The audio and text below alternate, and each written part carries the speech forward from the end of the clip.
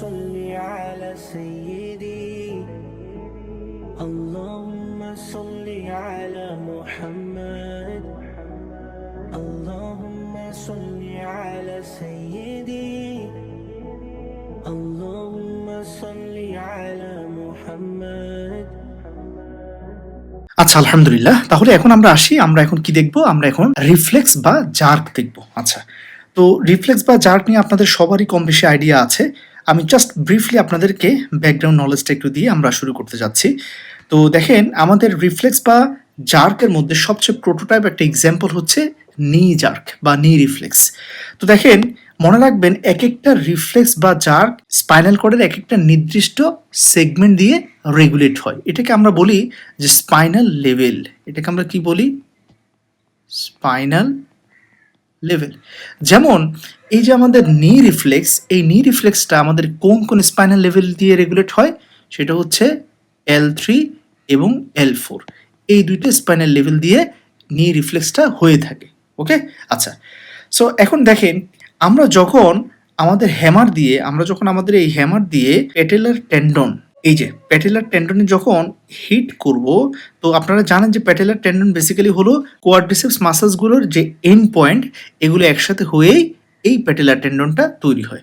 যাই হোক, তাহলে আমরা আমাদের এই হ্যামার দিয়ে যখন এই জায়গায় হিট করব, তখনই এখানে একটা টান পড়বে না? তো এই টানটা এসে পড়বে কার উপরে? এই যে কোয়াড্রিসেপস মাসেলের উপরে। এখন এই যে কোয়াড্রিসেপস মাসেলের মিড পয়েন্টে থাকা আমাদের কি আছে? Muscle spindle. মাসেল স্পিন্ডেলে কি থাকে? Stretch receptor. সো এখানে যখন আমি হিট করছি, আলটিমেটলি টানটা পড়ছে কার উপরে বলেন তো? এক্স্যাক্টলি স্ট্রেচ রিসেপ্টরের উপরে। তো তখনই সাথে সাথে স্ট্রেচ রিসেপ্টর কি হবে? অ্যাক্টিভেটেড হবে, ট্রিগার্ড হবে। এবং এই ইম্পালসটা এই যে এই এফারেন ফাইবারের মাধ্যমে, এই যে দেখেন যেটা ইয়েলো কালার, এই এফারেন ফাইবারের মাধ্যমে আলটিমেটলি দেখেন এই যে ডর্সাল রুট গ্যাংলিয়ার মাধ্যমে সে আলটিমেটলি কোথায় ঢুকলো? স্পাইনাল কর্ডে ঢুকে গেল। তাহলে দেখেন, এই যে একটা স্পাইনাল নার্ভ, এটা কোন স্পাইনাল নার্ভ? এক্স্যাক্টলি এটাই হলো L3 L4 স্পাইনাল নার্ভ। ওকে, এই দুইটা স্পাইনাল নার্ভের এফারেন ফাইবারের মাধ্যমেই আমাদের হ্যামারের যেই স্ট্রেচটা, এই সিগন্যালটা কোথায় যায়? স্পাইনাল কর্ডে যায়।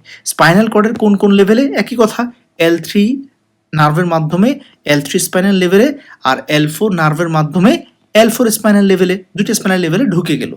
ওকে, এখন ওইটাকে আমরা সহজে বোঝানোর সুবিধার্থে আপনাদেরকে একটা দিয়ে দেখাচ্ছি।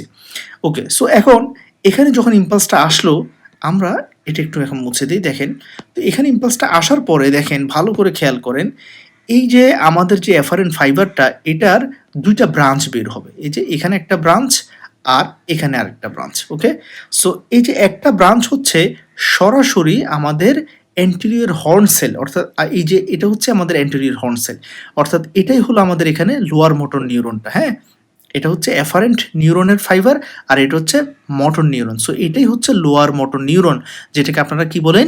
Anterior horn sell.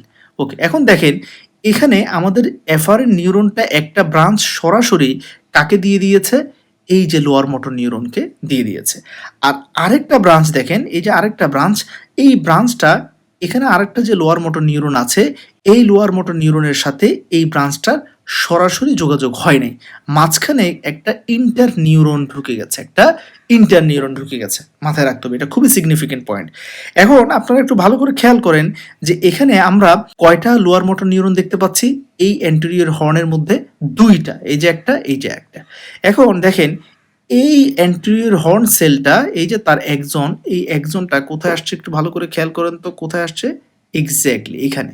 অর্থাৎ এই সেলটার একজন ইনারভেট করছে, মোটর সিগন্যাল দিচ্ছে কাকে? Quadriceps মাসেলসকে।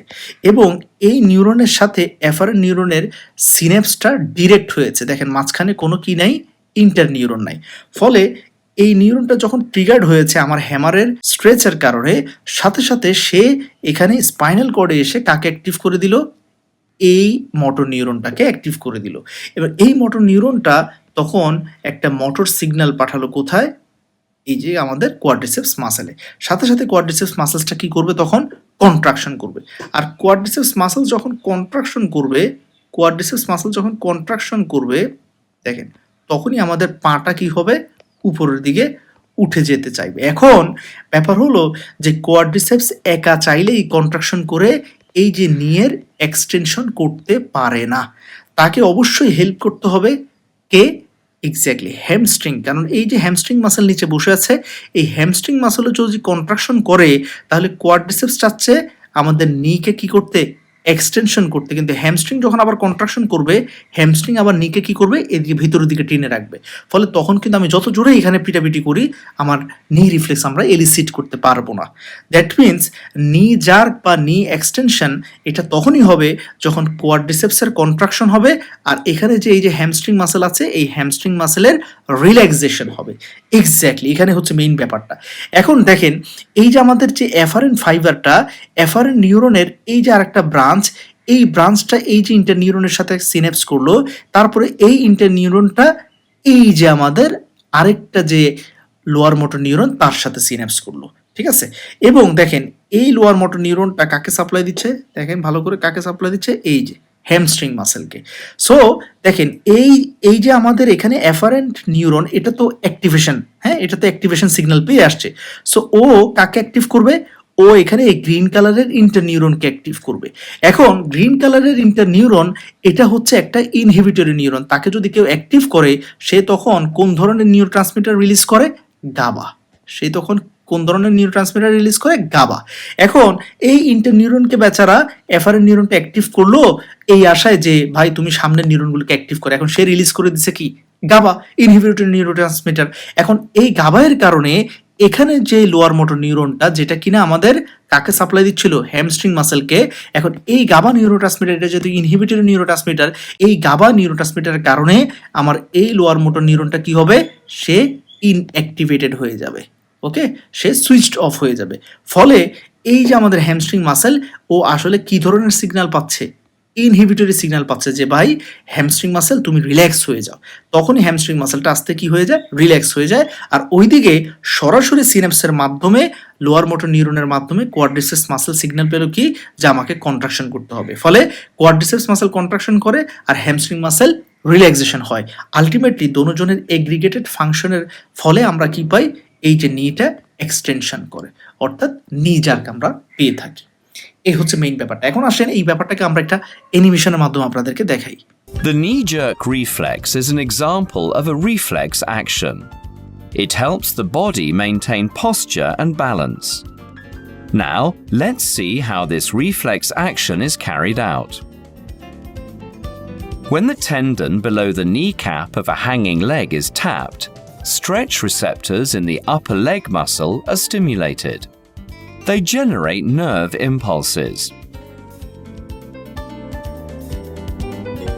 The nerve impulses travel along the sensory neuron to the spinal cord through the dorsal root.